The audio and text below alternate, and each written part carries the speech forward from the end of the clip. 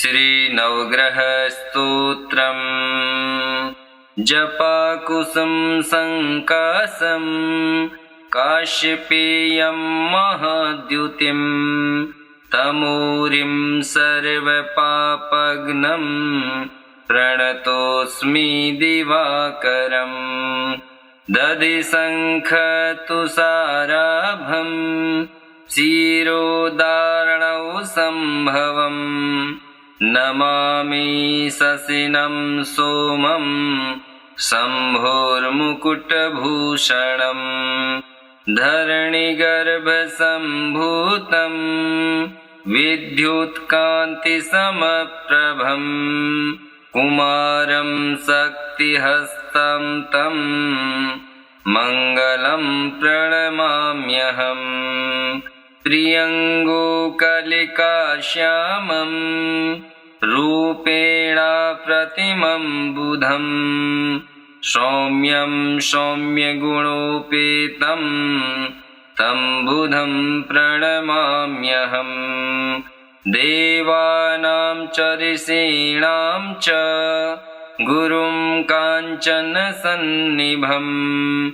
बुद्धिभूतं त्रिलोकेशं तं नमामि बृहस्पतिं हिमकुन्दमृणालाभं दैत्यानां परमं गुरुं सर्वशास्त्रप्रवक्तारं भार्गवं प्रणमाम्यहम् नीलाञ्जनसमाभासं रविपुत्रं यमाग्रजं छायामार्तण्डसम्भूतं तं नमामि शनैश्वरम् अर्धकायं महावीर्यं चन्द्रादित्यविमर्दनं सिंहिकागर्भसम्भूतं तं राहुं प्रणमाम्यहम् पलाशपुष्पसङ्काशं तारकाग्रहमस्तकं रौद्रं रौद्रात्मकं घोरं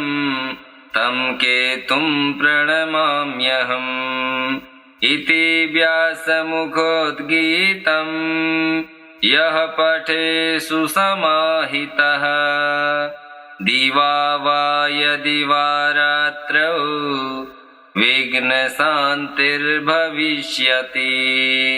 नरनारी नृपाणां च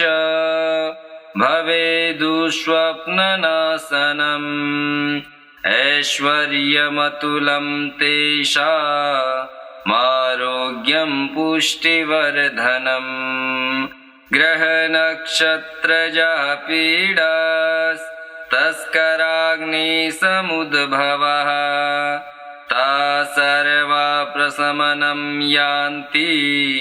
व्यासो ब्रूते न संशयः जपाकुसुम संकासं काश्यपेयं महाद्युतिं तमोरिं सर्वपापघ्नं प्रणतोऽस्मि दिवाकरम् दधिशङ्खतुषाराभं क्षीरोदार्णौ सम्भवम् नमामि शशिनं सोमं शम्भोर्मुकुटभूषणम् धरणिगर्भसम्भूतं विद्युत्कान्तिसमप्रभं कुमारं शक्तिहस्तं तं मङ्गलं प्रणमाम्यहम् प्रियङ्गोकलिकाश्यामं रूपेण प्रतिमं बुधं सौम्यं सौम्यगुणोपेतं तं बुधं प्रणमाम्यहम् देवानां च ऋषीणां च गुरुं काञ्चनसन्निभं बुद्धिभूतं त्रिलोकेशं तं नमामि बृहस्पतिं हिमकुन्दमृणालाभं दैत्यानां परमं गुरुं सर्वशास्त्रप्रवक्तारं भार्गवं प्रणमाम्यहम् नीलाञ्जनसमाभासं रविपुत्रं यमाग्रजं छायामार्तण्डसम्भूतं तं नमामि शनैश्वरम् अर्धकायं महावीर्यं चन्द्रादित्यविमर्दनं सिंहिकागर्भसम्भूतं तं राहुं प्रणमाम्यहम् पलाशपुष्पसङ्काशं तारकाग्रहमस्तकं रौद्रं रौद्रात्मकं घोरं तं केतुं प्रणमाम्यहम् इति व्यासमुखोद्गीतं यः पठे सुसमाहितः दिवा वा यदि वा रात्रौ विघ्नशान्तिर्भविष्यति नरनारीनृपाणां च भवेदुःस्वप्ननाशनम् ऐश्वर्यमतुलं तेषामारोग्यं पुष्टिवर्धनम् ग्रहनक्षत्रजा पीडास्तस्कराग्निसमुद्भवः ता सर्वा प्रशमनं यान्ति व्यासो ब्रूते न संशयः जपाकुसुम संकाशं काश्यपेयं महाद्युतिं तमूरिं सर्वपापघ्नं प्रणतोऽस्मि दिवाकरम्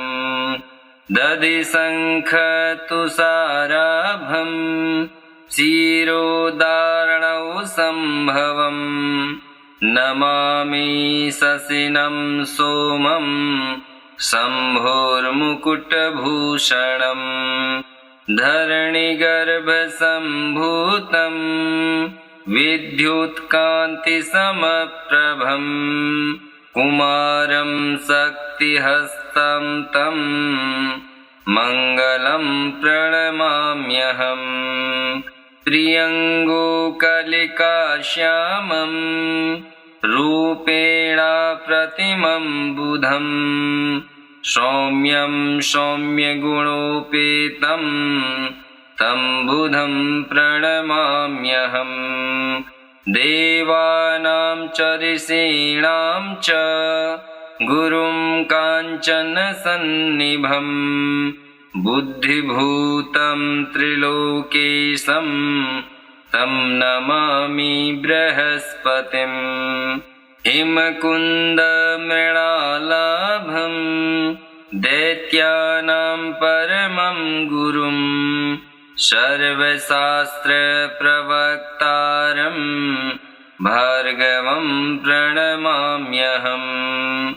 नीलाञ्जनसमाभासं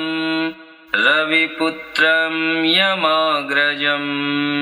छायामार्तण्डसम्भूतं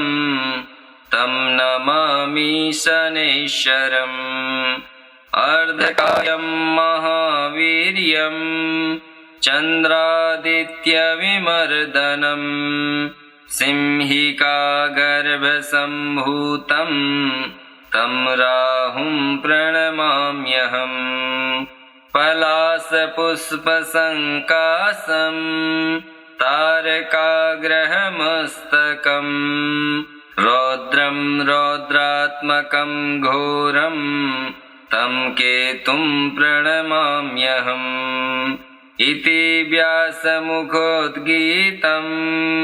यः पठे सुसमाहितः दिवा वा यदि वा रात्रौ विघ्नशान्तिर्भविष्यति नरनारीनृपाणां च भवेदुस्वप्ननाशनम् ऐश्वर्यमतुलं तेषामारोग्यं पुष्टिवर्धनम् ग्रहनक्षत्रजा पीडास्तस्कराग्निसमुद्भवः ता सर्वा प्रशमनं यान्ति व्यासो ब्रूतेन संशयः जपाकुसुम संकासं काश्यपेयं महाद्युतिं तमूरिं सर्वपापघ्नं प्रणतोऽस्मि दिवाकरम् दधिशङ्खतुषाराभं क्षीरोदार्णौ सम्भवम् नमामि शशिनं सोमं शम्भोर्मुकुटभूषणम् धरणिगर्भसम्भूतं विद्युत्कान्तिसमप्रभम् कुमारं शक्तिहस्तं तं मङ्गलं प्रणमाम्यहम् प्रियङ्गोकलिकाश्यामं रूपेण प्रतिमं बुधम् सौम्यं सौम्यगुणोपेतं तं बुधं प्रणमाम्यहम्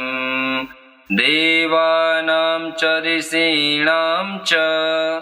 गुरुं काञ्चनसन्निभं बुद्धिभूतं त्रिलोकेशं तं नमामि बृहस्पतिम् हिमकुन्दमृणालाभं दैत्यानां परमं गुरुं सर्वशास्त्रप्रवक्तारं भार्गवं प्रणमाम्यहम् नीलाञ्जनसमाभासं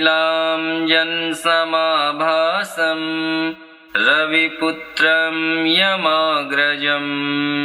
छायामार्तण्डसम्भूतं तं नमामि शनैश्वरम् अर्धकायं महावीर्यं चन्द्रादित्यविमर्दनम् सिंहिकागर्भसम्भूतं तं राहुं प्रणमाम्यहम् पलाशपुष्पसङ्काशं तारकाग्रहमस्तकं रौद्रं रौद्रात्मकं घोरं तं केतुं प्रणमाम्यहम् इति व्यासमुखोद्गीतं यः पठे सुसमाहितः दिवा वा यदि वा रात्रौ विघ्नशान्तिर्भविष्यति नरनारी नृपाणां च भवेदुस्वप्ननाशनम् ऐश्वर्यमतुलं तेषामारोग्यं पुष्टिवर्धनम् ग्रहनक्षत्रजा पीडास्तस्कराग्निसमुद्भवः ता सर्वा प्रशमनं यान्ति व्यासो ब्रूतेन संशयः जपाकुसुम संकासं काश्यपेयं महाद्युतिं तमूरिं सर्वपापघ्नं प्रणतोऽस्मि दिवाकरम् दधिशङ्खतुषाराभं क्षीरोदार्णौ सम्भवम् नमामि शशिनं सोमं शम्भोर्मुकुटभूषणम् धरणिगर्भसम्भूतं विद्युत्कान्तिसमप्रभम् कुमारं शक्तिहस्तं तं मङ्गलं प्रणमाम्यहम् प्रियङ्गोकलिकाश्यामं रूपेण प्रतिमं बुधम्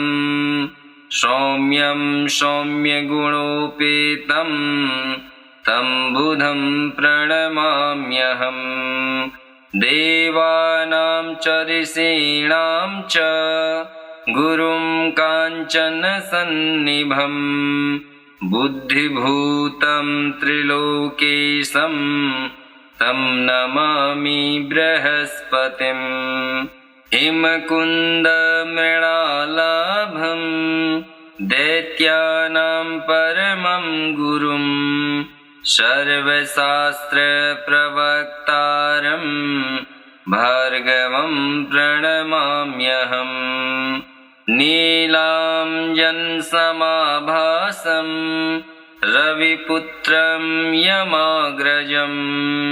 छायामार्तण्डसम्भूतं तं नमामि शनैश्चरम् अर्धकायं महावीर्यं चन्द्रादित्यविमर्दनं सिंहिकागर्भसम्भूतं तं राहुं प्रणमाम्यहम्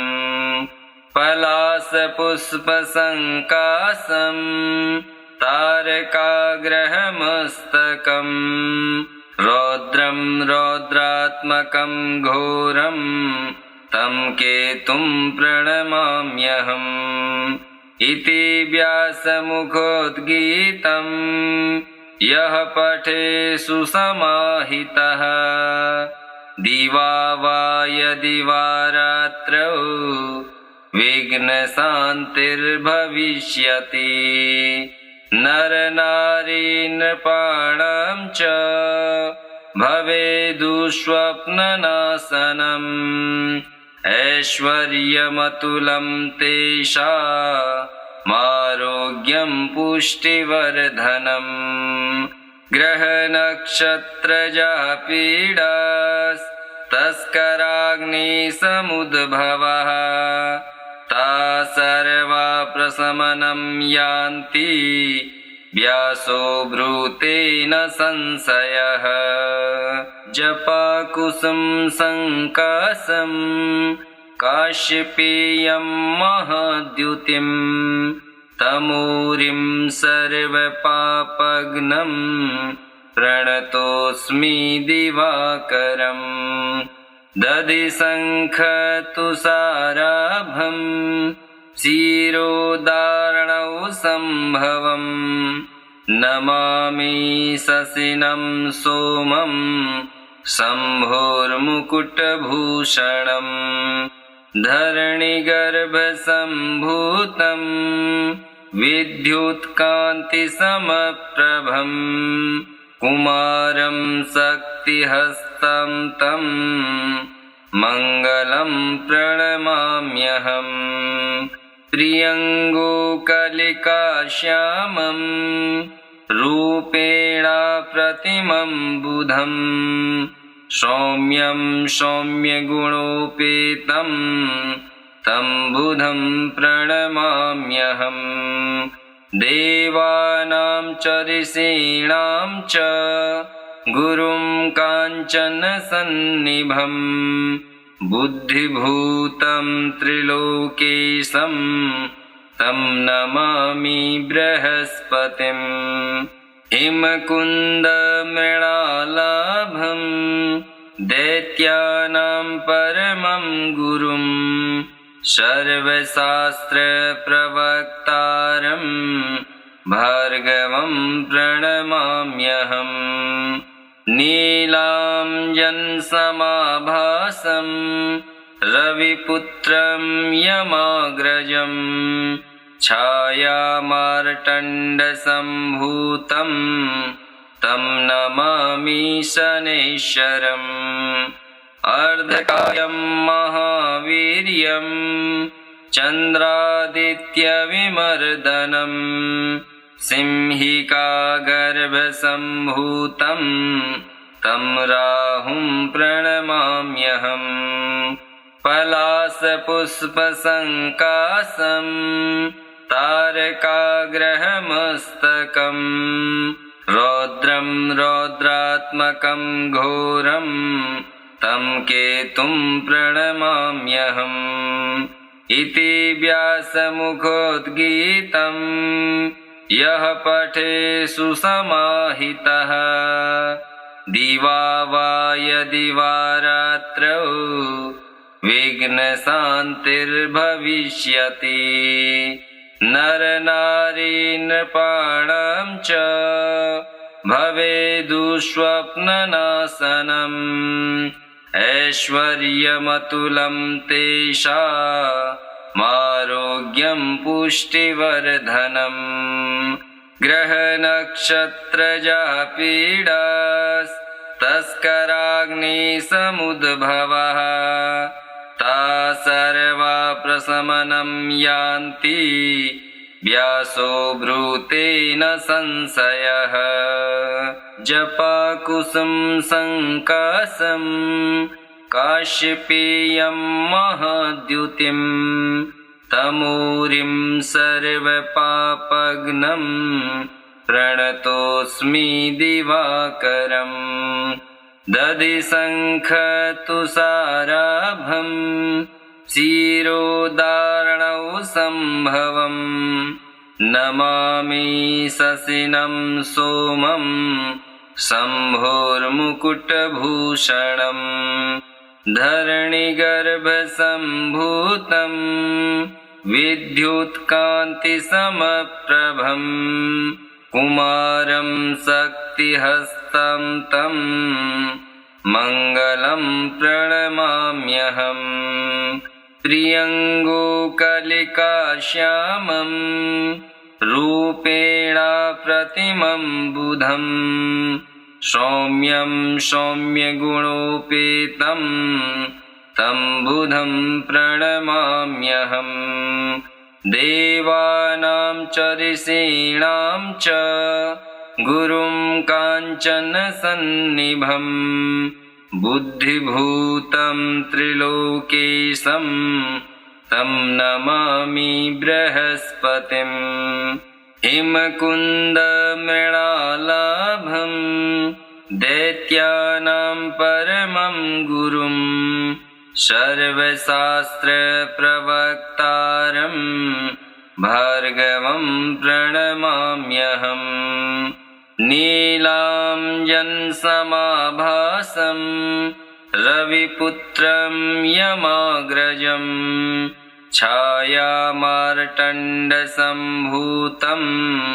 तं नमामि शनैश्वरम्। अर्धकायं महावीर्यं चन्द्रादित्यविमर्दनं सिंहिकागर्भसम्भूतं तं राहुं प्रणमाम्यहम्। पलाशपुष्पसङ्काशं तारकाग्रहमस्तकं रौद्रं रौद्रात्मकं घोरं तं केतुं प्रणमाम्यहम्। इति व्यासमुखोद्गीतं यः पठे सुसमाहितः दिवा वा यदि वा रात्रौ विघ्नशान्तिर्भविष्यति। नरनारी नृपाणां च भवेदुःस्वप्ननाशनम् ऐश्वर्यमतुलं तेषामारोग्यं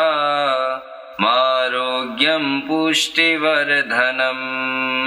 ग्रहनक्षत्रजा पीडास्तस्कराग्निसमुद्भवः ता सर्वा प्रशमनं यान्ति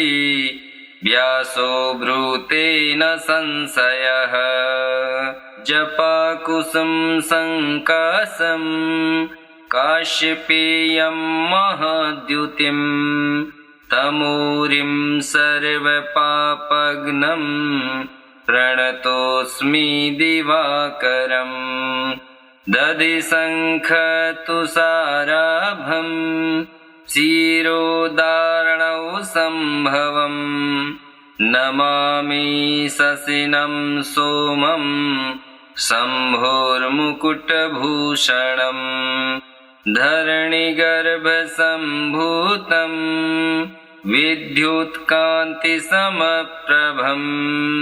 कुमारं शक्तिहस्तं तं मङ्गलं प्रणमाम्यहम् प्रियङ्गोकलिकाश्यामं रूपेण प्रतिमं बुधं सौम्यं सौम्यगुणोपेतं तं बुधं प्रणमाम्यहम् देवानां च ऋषीणां च गुरुं काञ्चनसन्निभं बुद्धिभूतं त्रिलोकेशं तं नमामि बृहस्पतिम्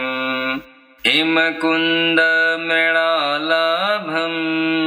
दैत्यानां परमं गुरुं सर्वशास्त्रप्रवक्तारं भार्गवं प्रणमाम्यहम् नीलाञ्जनसमाभासं रविपुत्रं यमाग्रजं छायामार्तण्डसम्भूतं तं नमामि शनैश्वरम् अर्धकायं महावीर्यं चन्द्रादित्यविमर्दनं सिंहिकागर्भसम्भूतं तं राहुं प्रणमाम्यहम् पलाशपुष्पसङ्काशं तारकाग्रहमस्तकं रौद्रं रौद्रात्मकं घोरं तं केतुं प्रणमाम्यहम् इति व्यासमुखोद्गीतं यः पठे सुसमाहितः दिवा वा यदि वा रात्रौ विघ्नशान्तिर्भविष्यति नरनारी नृपाणां च भवेदुःस्वप्ननाशनम् ऐश्वर्यमतुलं तेषामारोग्यं पुष्टिवर्धनम् ग्रहनक्षत्रजा पीडास्तस्कराग्निसमुद्भवः ता सर्वा प्रशमनं यान्ति व्यासो ब्रूते न संशयः जपाकुसुम संकाशं काश्यपेयं महाद्युतिं तमूरिं सर्वपापघ्नं प्रणतोऽस्मि दिवाकरम् दधिशङ्खतुषाराभं क्षीरोदार्णौ सम्भवं नमामि शशिनं सोमं शम्भोर्मुकुटभूषणम् धरणिगर्भसम्भूतं विद्युत्कान्तिसमप्रभं कुमारं शक्तिहस्तं तं मङ्गलं प्रणमाम्यहम् प्रियङ्गोकलिकाश्यामं रूपेण प्रतिमं बुधं सौम्यं सौम्यगुणोपेतं तं बुधं प्रणमाम्यहम् देवानां च ऋषीणां च गुरुं काञ्चनसन्निभं बुद्धिभूतं त्रिलोकेशं तं नमामि बृहस्पतिम् हिमकुन्दमृणालाभं दैत्यानां परमं गुरुं सर्वशास्त्रप्रवक्तारं भार्गवं प्रणमाम्यहम् नीलाञ्जनसमाभासं रविपुत्रं यमाग्रजं छायामार्तण्डसम्भूतं तं नमामि शनैश्वरम् अर्धकायं महावीर्यं चन्द्रादित्यविमर्दनम् सिंहिकागर्भसम्भूतं तं राहुं प्रणमाम्यहम् पलाशपुष्पसङ्काशं तारकाग्रहमस्तकम्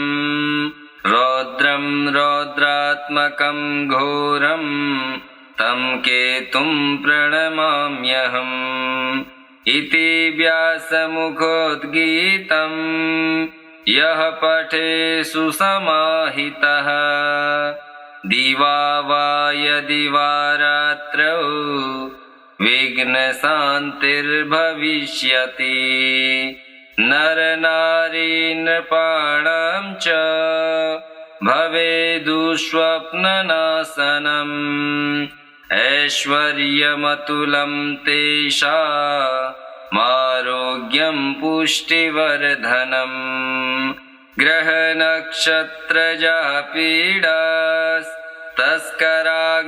ग्रहनक्षत्रजापीडास्तस्कराग्निसमुद्भवः ता सर्वा प्रशमनं यान्ति व्यासो ब्रूतेन संशयः जपाकुसुम संकाशं काश्यपेयं महाद्युतिं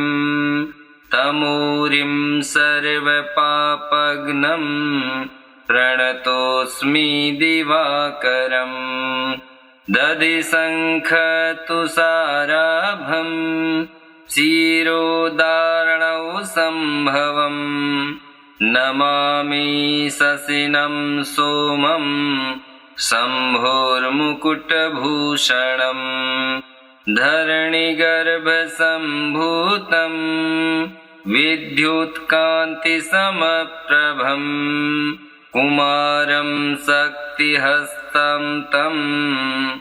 मङ्गलं प्रणमाम्यहम्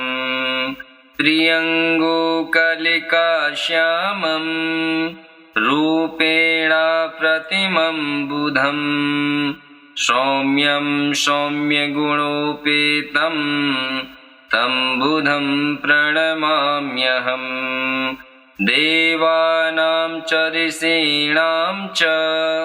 गुरुं काञ्चनसन्निभं बुद्धिभूतं त्रिलोकेशं तं नमामि बृहस्पतिम् हिमकुन्दमृणालाभं दैत्यानां परमं गुरुं सर्वशास्त्रप्रवक्तारं भार्गवं प्रणमाम्यहम् नीलाञ्जनसमाभासं रविपुत्रं यमाग्रजं छायामार्तण्डसम्भूतं तं नमामि शनैश्वरम् अर्धकायं महावीर्यं चन्द्रादित्यविमर्दनं सिंहिकागर्भसम्भूतं तं राहुं प्रणमाम्यहम् पलाशपुष्पसङ्काशं तारकाग्रहमस्तकम् रौद्रं रौद्रात्मकं घोरं तं केतुं प्रणमाम्यहम् इति व्यासमुखोद्गीतं यः पठे सुसमाहितः दिवा वा यदि वा रात्रौ विघ्नशान्तिर्भविष्यति नरनारी नृपाणां च भवेदुःस्वप्ननाशनम् ऐश्वर्यमतुलं तेषामारोग्यं पुष्टिवर्धनम्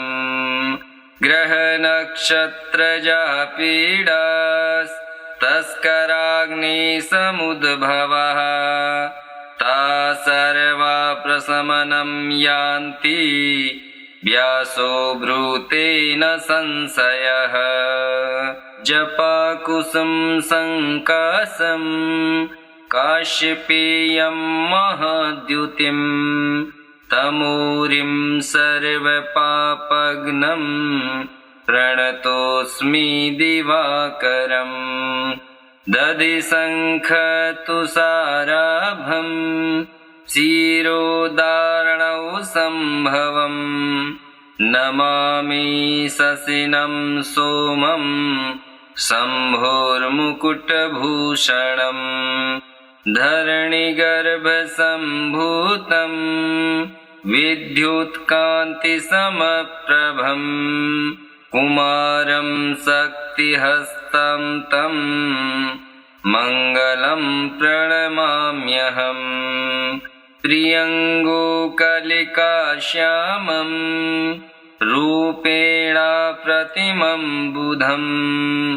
सौम्यं सौम्यगुणोपेतं तं बुधं प्रणमाम्यहम् देवानां च ऋषीणां च गुरुं काञ्चनसन्निभं बुद्धिभूतं त्रिलोकेशं तं नमामि बृहस्पतिम् हिमकुन्दमृणालाभं दैत्यानां परमं गुरुं सर्वशास्त्रप्रवक्तारं भार्गवं प्रणमाम्यहम् नीलाञ्जनसमाभासं रविपुत्रं यमाग्रजं छायामार्तण्डसम्भूतं